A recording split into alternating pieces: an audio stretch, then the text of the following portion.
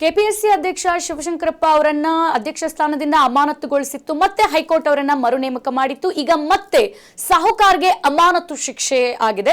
ಅಮಾನತುಗೊಳಿಸೋಕೆ ರಾಜ್ಯಪಾಲರಿಗೆ ಸಂಪುಟ ಸಭೆ ಶಿಫಾರಸನ್ನ ಮಾಡಿದೆ. ಸದ್ಯ ಹೈಕೋರ್ಟ್ ರಿಲೀಫ್ ಬಳಿಕ ಸರ್ಕಾರದ ಮತ್ತೊಂದು ಹೆಜ್ಜೆ ಬ್ರೇಕಿಂಗ್ ಲಭ್ಯವಾಗ್ತಾ ಇದೆ.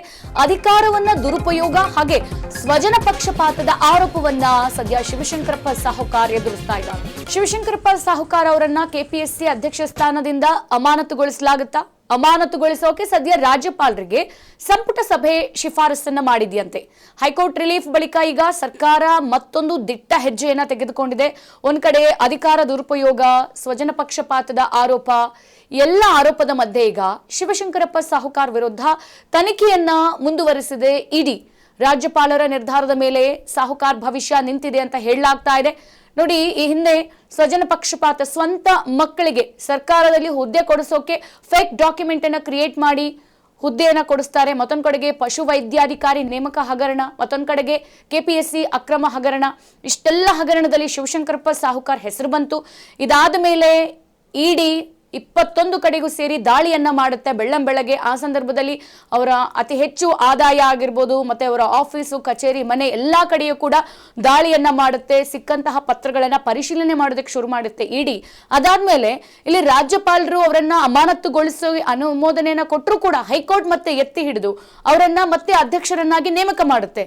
ಈಗ ಸದ್ಯ ಸಚಿವ ಸಂಪುಟ ಸಭೆ ಶಿಫಾರಸನ್ನ ಮಾಡಿದೆ ರಾಜ್ಯಪಾಲರಿಗೆ. ಹೈಕೋರ್ಟ್ ಕೊಟ್ಟಂತಹ ರಿಲೀಫ್ ಬಳಿಕ ಸರ್ಕಾರ ಈಗ ಶಿವಶಂಕರಪ್ಪ ಸಾಹುಕಾರ್ ಅವರಿಗೆ ಶಾಕ್ ಅನ್ನ ಕೊಟ್ಟಿದೆ. ನೋಡಿ, ಅಧಿಕಾರವನ್ನ ದುರುಪಯೋಗ ಪಡಿಸ್ಕೊಂಡಿದ್ದಾರೆ. ಅದು ಹೆಂಗೆ? ಸ್ವಜನ ಪಕ್ಷಪಾತ, ಮಕ್ಕಳಿಗೆ ಫೇಕ್ ಡಾಕ್ಯುಮೆಂಟ್ ಅನ್ನ ಕ್ರಿಯೇಟ್ ಮಾಡಿ ಸರ್ಕಾರಿ ನೌಕರಿ ಸಿಗುವಲ್ಲಿ ಹೆಲ್ಪ್ ಮಾಡ್ತಾರೆ. ಹಾಗೆ ಇಲ್ಲಿ ಪಶು ವೈದ್ಯಾಧಿಕಾರಿ ನೇಮಕರಣ ಹಗರಣದಲ್ಲೂ ಕೂಡ ಅಲ್ಲೂ ಭ್ರಷ್ಟಾಚಾರ ಆರೋಪ ಕೇಳಿ ಬಂದಿದೆ. ಹಾಗೆ ಮತ್ತೊಂದು ಕಡೆಗೆ ಕೆಪಿಎಸ್ಸಿ ನೇಮಕಾತಿ ಅಕ್ರಮದಲ್ಲೂ ಕೂಡ ಆ ಹಗರಣದಲ್ಲಿ ಇವ್ರ ಹೆಸರು ಕೇಳಿ ಬಂದಿದೆ. ಇಷ್ಟೆಲ್ಲ ಹಗರಣಗಳು ಕೇಳಿ ಬಂದ್ರು ಕೂಡ ರಾಜ್ಯಪಾಲರೇ ಖುದ್ದು ಇವರನ್ನ ಅಧ್ಯಕ್ಷ ಸ್ಥಾನದಿಂದ ಅಮಾನತುಗೊಳಿಸ್ತಾರೆ.